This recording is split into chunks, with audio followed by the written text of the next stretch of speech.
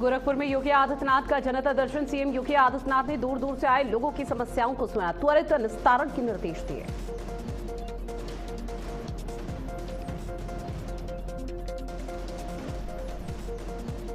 देहरादून में बीजेपी का महामंथन आज। बीजेपी मुख्यालय में जुटेंगे सभी सांसद और विधायक। सीएम पुष्कर सिंह धामी बैठक में होंगे शामिल।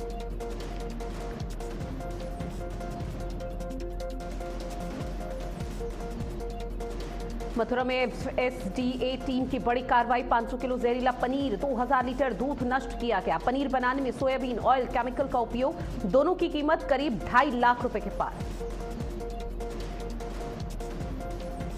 दिल्ली के बुराड़ी में सूटकेस में मिला युवती का शव। पुलिस ने शव पोस्टमार्टम के लिए भेजा। मामले में 3 संदिग्ध हिरासत में लिए गए, पूछताछ लगातार जारी। और देश भर में बरस रहा आसमानी आफत का लगातार कहर। पहाड़ों पर भूस्खलन के साथ बाढ़ जैसे हालात बने हैं। उत्तर प्रदेश समेत कई राज्यों में अलर्ट जारी।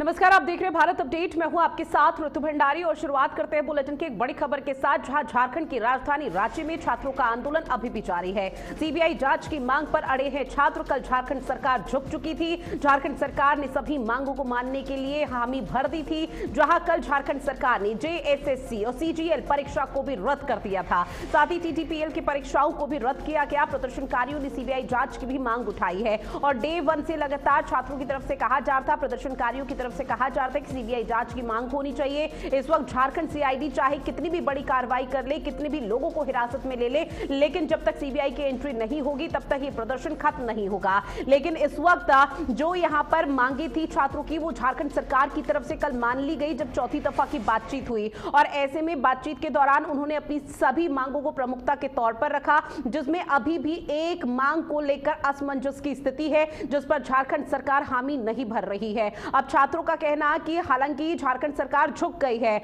और नतमस्तक हो चुकी है, लेकिन अभी भी एक मांग ऐसी है और वो है सीबीआई जांच की मांग, जिसको लेकर आंदोलन अभी जारी रहेगा। हालांकि कल बहुत बड़ी राहत भरी खबर सामने आई थी, लेकिन उसके बावजूद भी छात्रों की तरफ से यह कहा गया और छात्र नेता देवेंद्र महतो की तरफ से कहा गया कि यह आंदोलन फिलहाल खत्म नहीं होगा जब तक उनकी सभी मांगों को नहीं मान लिया जाता। हालांकि झारखंड सरकार का इस पूरे मसले पर जो रिएक्शन है वो ये सामने आ रहा है कि सीबीआई जो जांच करेगी वो वही जांच का दायरा सीआईडी की तरफ से बढ़ाया जा रहा है। सीआईडी अभी तक कई छापेमार कार्रवाई कर चुकी है, कुछ लोगों की गिरफ्तारी भी हो चुकी है, लेकिन छात्र नेता देवेंद्र महतो और प्रदर्शनकारी फिलहाल संतुष्ट नहीं है और इस वक्त सीबीआई जांच की मांग पर अड़े हैं ये सभी छात्र। और आंदोलन खत्म यहां पर हो सकता था कल, इस तरह की उम्मीद जताई जा रही थी, लेकिन फिलहाल अभी एक मांग जिसको लेकर छात्रों की तरफ से कहना है कि जब तक सीबीआई जांच नहीं होगी, सीबीआई की एंट्री नहीं होगी, तब तक उनकी मांगे और उनका प्रदर्शन ऐसी जारी रहेगा।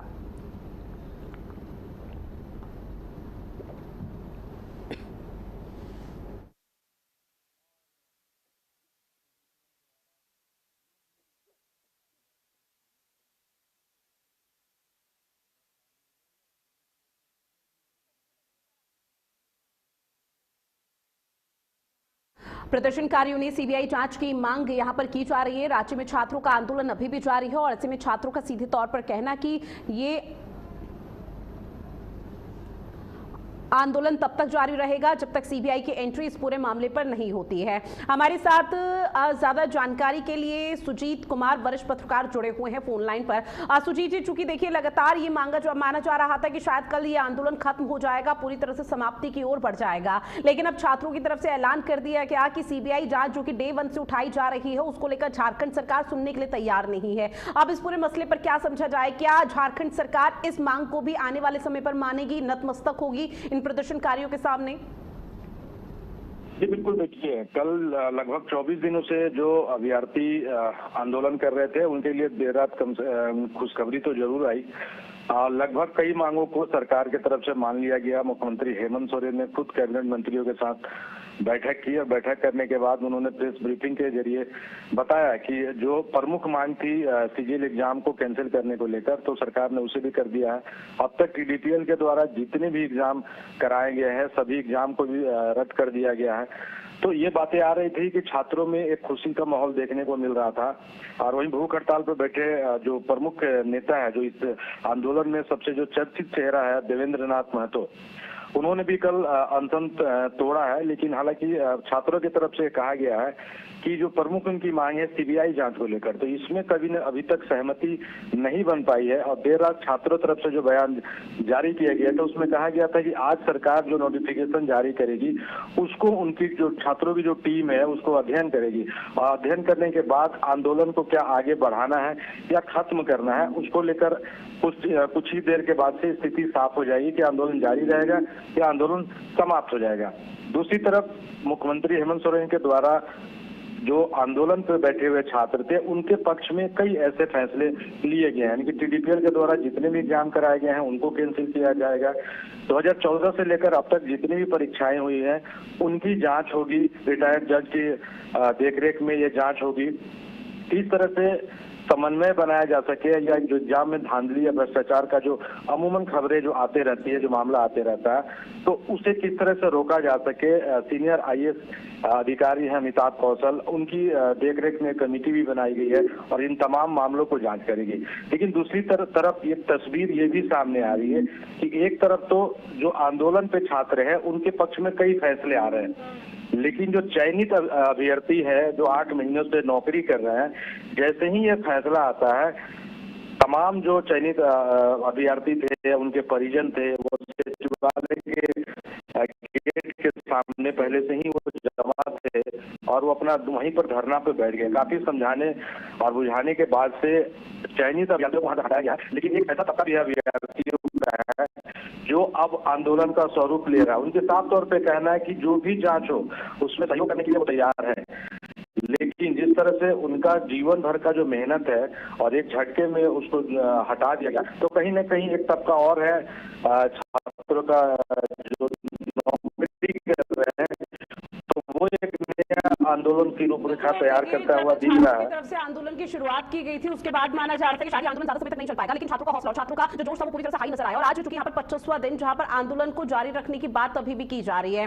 लेकिन इस बीच जो मांग यहाँ पर सीबीआई की डे 1 से छात्र और प्रदर्शनकारी कर रहे हैं उसको लेकर क्या लगता है कि क्या छात्र झुक पाएगी? क्योंकि छात्रों की तरफ जो सरकार है झारखंड सरकार की तरफ से हवाला ये दिया जा रहा है कि सीआईडी इस पूरे मामले पर जांच कर रही है, लगातार छापेमार कार्रवाई की जा रही है, कई लोगों की गिरफ्तारी हो चुकी है, लेकिन तब भी नील बटा सन्नाटा यहां पर पसरा हुआ है।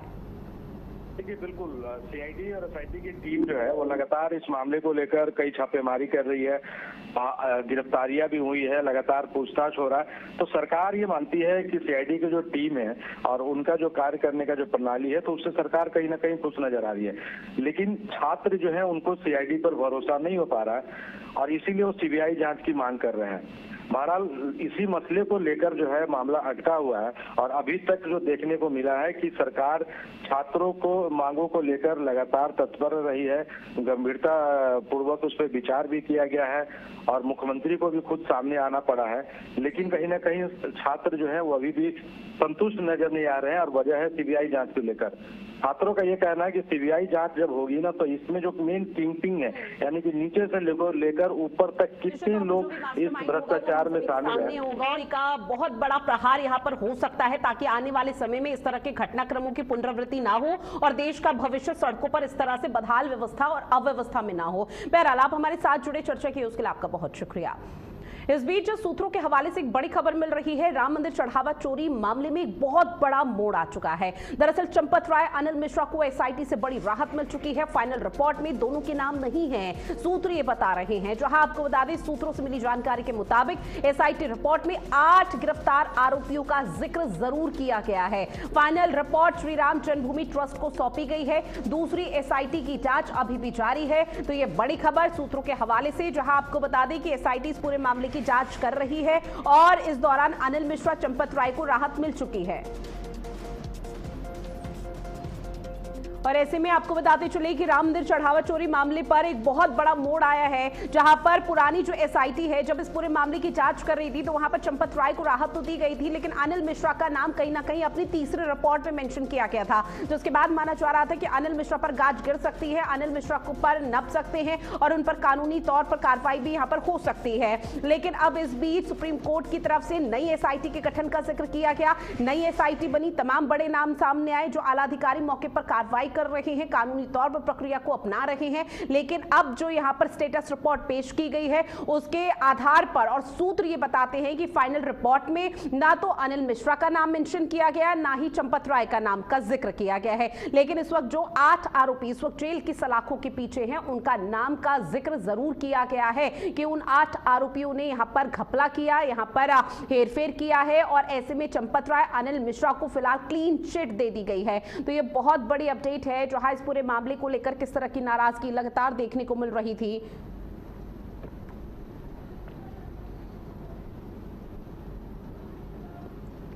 रमन मेरे सहयोगी हमारे साथ फोन लाइन पर ज्यादा जानकारी के साथ जुड़े हुए हैं। रमन, फिलहाल इस पूरे मामले पर क्या अपडेट, क्योंकि सूत्रों के हवाले से तो ये बड़ी खबर है कि चंपत राय, अनिल मिश्रा को लगभग क्लीन चिट दे दी गई है।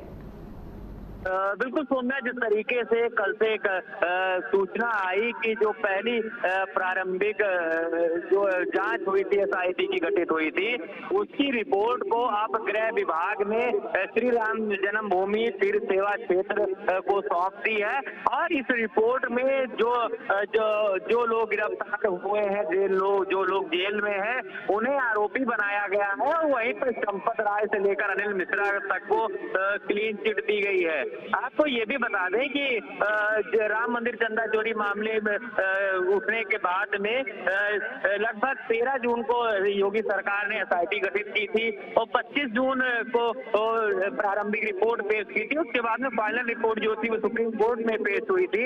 हालांकि जो दोबारा से इसकी जांच हो रही है, लेकिन पहली रिपोर्ट जिस एसआईटी के अध्यक्ष लखनऊ के कमिश्नर विजय विश्वास पंत थे, 3 सदस्यीय टीम थी, उसकी जांच में पाया गया था कि जो छोटे जो 3 टिन्नू यादव, अभिलाष मिश्रा, अनुकल्प मिश्रा, इन लोगों ने एक गैंग बनाकर चोरी की थी।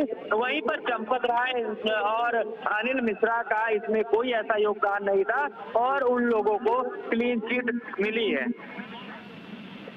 मामले पर लगातार जो प्रक्रिया है वो यहाँ पर देखने को मिल पा रही है, लेकिन रमन, सुप्रीम कोर्ट में इस पूरे मामले को लेकर सुनवाई में क्या कुछ रहा? स्टेटस रिपोर्ट पेश की गई, उस दौरान क्या कोई बहुत बड़ा खुलासा हुआ?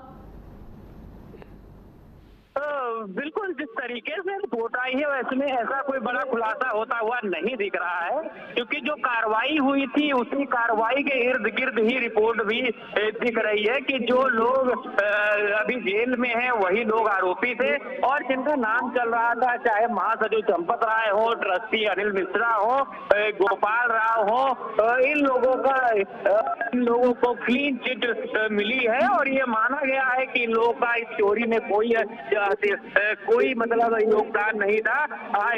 बस इनसे जुड़े हुए लोग थे, इस कारण से इन लोगों के नाम की चर्चा हुई।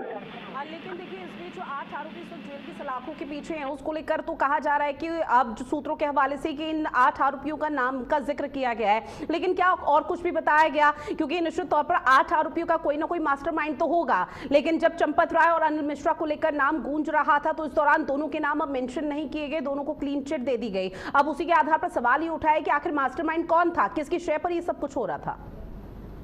यही सवाल शुरू से उठ रहा था कि आखिर मास्टरमाइंड कौन है और एसआईटी की रिपोर्ट में पाया गया कि मास्टरमाइंड जो है वो 8 लोगों में से ही कोई एक है। इसमें जो कोई बड़े बड़े नामों की जो गिनती हो रही थी उनका कोई भी लिंक नहीं पाया गया है। हालांकि दोबारा जांच हो रही है, इस जांच में क्या कुछ निकल के आता है ये अब देखना बड़ा दिलचस्प हो गया है। अब इस पूरे मामले को लेकर आधिकारिक तौर पर पुष्टि कब होगी? क्योंकि एसआईटी लगातार कानूनी प्रक्रिया को आगे बढ़ा रही है और निश्चित तौर पर जब तक इस कार्रवाई का सिलसिला संपन्न नहीं हो जाता तब तक ऑफिशियल तौर पर, आधिकारिक तौर पर कोई स्टेटमेंट सामने नहीं आएगा। लेकिन फिर भी हर किसी को इंतजार है कि एसआईटी इस पूरे मामले पर जैसे जैसे कानूनी कार्रवाई कर रही है, जिन आला अधिकारी पदाधिकारियों पर मंदिर समिति के गाज गिर रही है, उसको लेकर बाकायदा मीडिया के समक्ष भी वो जानकारी रखे कि अब तक क्या खुलासा हुआ और अब तक क्या कुछ रहा है।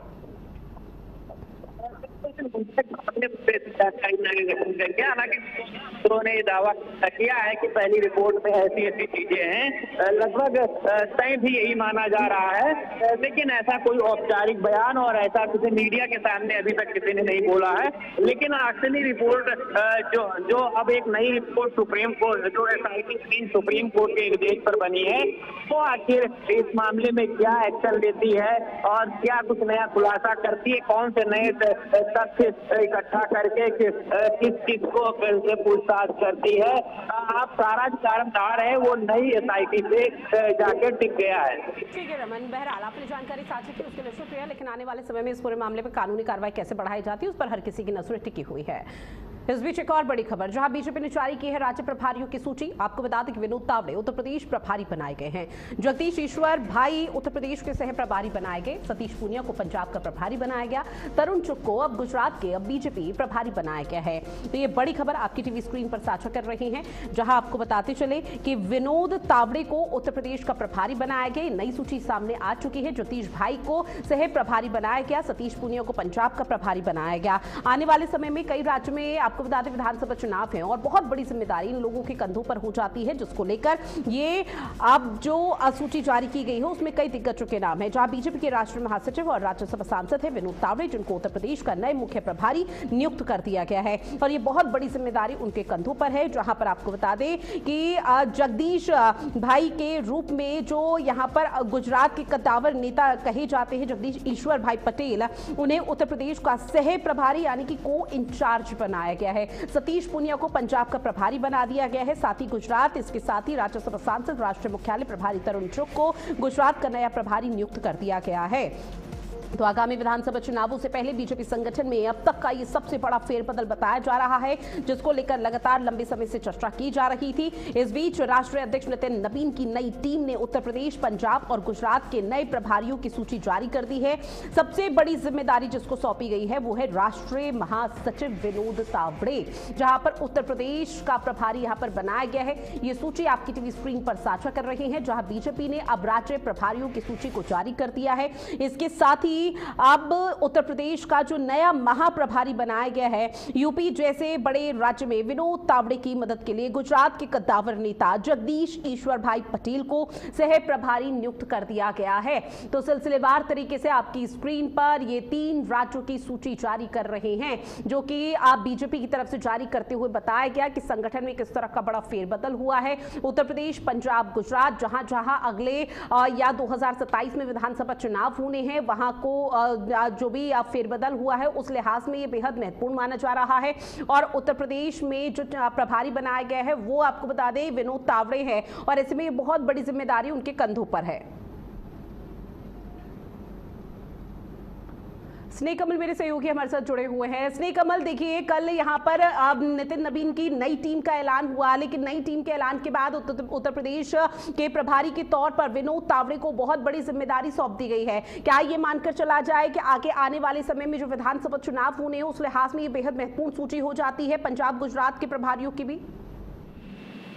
बिल्कुल, जिस तरह से कल जो है भाजपा के राष्ट्रीय अध्यक्ष नितिन नवीन ने अपनी 65 सदस्यीय टीम उतारी, जिसमें 51 नए चेहरों को मौका दिया था।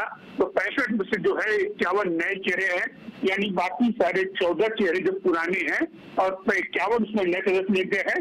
उसी क्रम में आज भारतीय जनता पार्टी के राष्ट्रीय अध्यक्ष नितिन नवीन ने उत्तर प्रदेश, पंजाब और गुजरात के लिए प्रभारियों को जो सूची जारी की है, उसके मुताबिक उत्तर प्रदेश के लिए प्रभारी के तौर पर भाजपा के वरिष्ठ नेता और राष्ट्रीय महासचिव विनोद तावड़े, जो राज्यसभा सांसद भी हैं और मोदी काफी विश्वास पात्र है, संगठन से कड़ा अनुभव रखते हैं, विनोद तावड़े को जो है उत्तर प्रदेश चुनाव के लिहाज से प्रभारी नियुक्त किया गया। उसके साथ सह प्रभारी के रूप में जो है, जैसे आपने बताया कि गुजरात से आने वाली जगदीश ईश्वर भाई पटेल को सह प्रभारी बनाया गया। वही अगर पंजाब की बात करिए तो पंजाब में डॉक्टर सतीश पूनिया, वो भी राष्ट्रीय महासचिव राज्यसभा के सांसद हैं, ये भी पंजाब का प्रभारी। और एक अहम जिम्मेदारी भाजपा शासित जो भाजपा गढ़ मानती है अपने आप को गुजरात के प्रभारी के रूप में राज्यसभा सांसद और कल तक राष्ट्रीय महासचिव है तरुण सिंह जी ने अब जो है राष्ट्रीय कार्यालय का इंचार्ज बनाया गया है, राज्यसभा सांसद है। तो तरुण चुग को एक बड़ी जिम्मेदारी भी जो है सौंपी गई है। तो कुल मिलाकर हम कह सकते हैं आने वाले विधानसभा चुनाव को देखते हुए तमाम बड़े बदल किए गए हैं। और आने वाले समय में जो विधानसभा चुनाव होने उसको लेकर लगातार नामों का ऐलान कर दिया गया और आगे भी इस प्रक्रिया को जारी रखा जाएगा ताकि संगठन में और बड़े बदलाव हो सके। लेकिन स्नेह कमल, अब जो नितिन नवीन की नई टीम यहाँ पर हर राज्य के लिए भी तैयार की जा रही है, उसके आधार पर क्या कहा जा रहा है? अगर उत्तर प्रदेश का भी हम जिक्र करें तो विनोद तावड़े को बहुत बड़ी जिम्मेदारी दी गई है। उसके बाद ज्योतिष ईश्वर भाई पटेल जो कि यहाँ पर गुजरात के कद्दावर नेता माने जाते हैं, उनको सह प्रभारी बना दिया गया। तो वो क्या क्राइटेरिया बीजेपी खेमे ने अपनाए हैं जिसके आधार पर ये बड़ा बदलाव हुआ है? जी, अगर विनोद तावड़े की बात करें, विनोद तावड़े को जो है संगठन का एक मजबूत संगठन कहा जाता है। छोटे से छोटे कार्यकर्ताओं की बात सुनते हैं, उन्हें कई कार्यकर्ताओं, छोटे कार्यकर्ताओं के नाम जुबानी याद रहते हैं। उत्तर प्रदेश जैसा राज्य जहाँ पर सरकार 2 बार से टर्म पे है, इस बार हैट्रिक करना चाहती है, तो कुल मिलाकर उत्तर प्रदेश की लड़ाई काफी कठिन है। लेकिन फिर भी भारतीय जनता पार्टी अपने बड़े चेहरे, हैवीवेट चेहरे विनोद तावड़े को प्रभारी के रूप में उतारा है। वही आने वाले दिनों में 1-2 राज्य और, जैसे कल भारतीय जनता पार्टी की नए प्रभारी, नए महासचिवों की सूची बनी, तो उसमें राष्ट्रीय महासचिव दुष्यंत गौतम जो उत्तराखंड के प्रभारी थे उनका नाम नहीं था। यानी अब कुछ ऐसे राज्य हैं जहाँ जल्द ही नए प्रभारियों की नियुक्ति होनी है। उत्तराखंड में उन्हीं विधानसभा चुनावी राज्यों में जहाँ पर अगले साल चुनाव होने हैं। बीजेपी इस वक्त फूक फूक कर कदम रख रही है ताकि कोई भी राज्य उनके हाथ से ना जाए, और उसी लिहाज से लगातार ऐसे कद्दावर नेताओं को प्रभारी और सह प्रभारी के तौर पर मैदान में उतारा जा रहा है। बहरहाल स्नेह कमल, आपने जानकारी साझा की है उसके लिए बहुत शुक्रिया आपका। इस बीच अगली बड़ी खबर, जहां दिल्ली में एसआईआर का पहला चरण पूरा हो चुका है। बड़ी खबर, दिल्ली में 1.45 करोड़ से ज्यादा मतदाता हैं, जहां आपको बता दें 47.47 लाख मतदाताओं ने फॉर्म जमा कराया है। अब 47.62 लाख मतदाताओं ने फॉर्म जमा नहीं कराया है। तो दिल्ली में आपको बता दें तकरीबन 1.5 करोड़ यहां पर उससे ज्यादा मतदाता हैं, और सभी जगह बीएलओ पहुंच रहे हैं, फॉर्म सबमिट करवा रहे हैं। लेकिन अभी जो जानकारी फिलहाल सामने आई है उसमें बताया जा रहा है कि 47.62 लाख मतदाताओं ने अभी तक फॉर्म जमा नहीं कराया है। और अब ऐसे में लगातार लोगों से, मतदाताओं से अपील की जा रही है कि वो बीएलओ का साथ दे एसआईआर की प्रक्रिया को सुचारू और सही तरीके से संपन्न कराने में। वही 97.47 लाख मतदाताओं ने फॉर्म जमा करा दिया है। तो दिल्ली में तकरीबन 1.5 करोड़, यानी कि जो अभी तक का आंकड़ा है उसमें 1.45 करोड़ से ज्यादा मतदाता बताए जा रहे हैं। अब इसी के आधार पर ये पहला चरण है, लेकिन आने वाले समय में इस चरण को और भी आगे यहाँ पर संपन्न किया जाएगा। जहां आपको बता दें कि बकायदा ये सीईओ कार्यालय की तरफ से जानकारी दी गई है, जहां दिल्ली में लगातार एसआईआर चल रहा है, उसका पहला चरण संपन्न यहां पर हो चुका है सफलतापूर्वक। और इसी के तहत बूथ लेवल ऑफिसर बीएलओ घर घर जाकर लगातार लोगों से बात कर रहे हैं।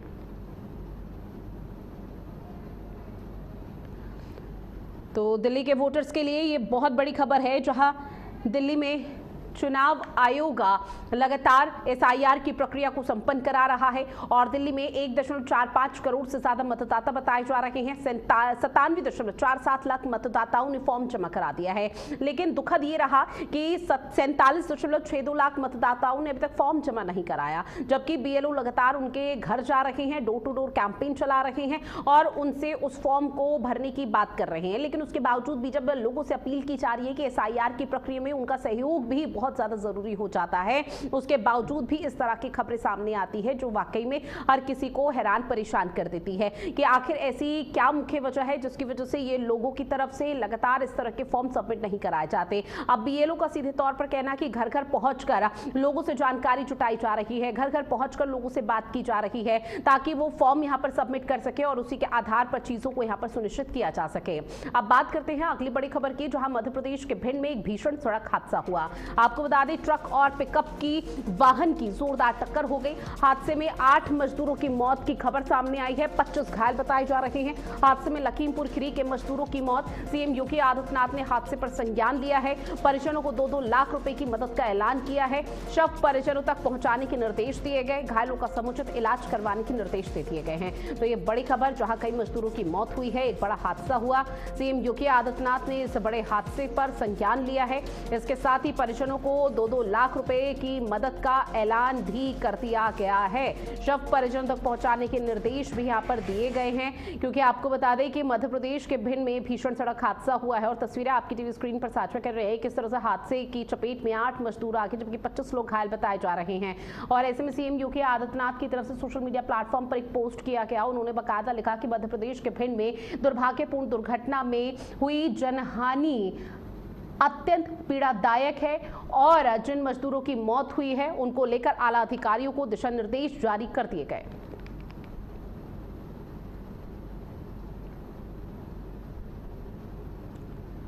तो फिलहाल मौके पर आनन फानन की स्थिति यहां पर देखने को मिल पा रही है और ऐसे में सीएम योगी आदित्यनाथ ने भी इस बड़े हादसे को लेकर संज्ञान लिया है, जहां मध्य प्रदेश के भिंड का ये मामला बताया जा रहा है। तेज रफ्तार इसका मुख्य कारण रहा है। हालांकि सूचना मिलते ही पुलिस और आला अधिकारी मौके पर पहुंचे हुए हैं और लगातार इस पूरे मामले पर कार्रवाई की जा रही है और ये पता लगाने की कोशिश की जा रही है क्या तेज रफ्तार ही एक वो बड़ी वजह रहा जिसकी वजह से बड़ा हादसा हुआ है, जिसमें तकरीबन कई मजदूर अभी भी घायल हैं, जिनको आनन फानन में अस्पताल में भर्ती कराया गया। लेकिन 8 से ज्यादा मजदूरों की मौत की खबर सामने आई है, जो कि बेहद दुखद है और दुर्भाग्यपूर्ण है और उसको लेकर अब सीएम योगी आदित्यनाथ ने भी इस हादसे पर बड़ा संज्ञान लिया है और अधिकारियों को निर्देश दे दिए गए हैं ताकि यहां पर जो घायल है और उनका इलाज चल रहा है उनका सुनिश्चित और सुचारू तरीके से इलाज की प्रक्रिया जारी रहे। बहरहाल इस बुलेटिन में इतना ही। आप बने रहिएगा भारत अपडेट के साथ। नमस्कार।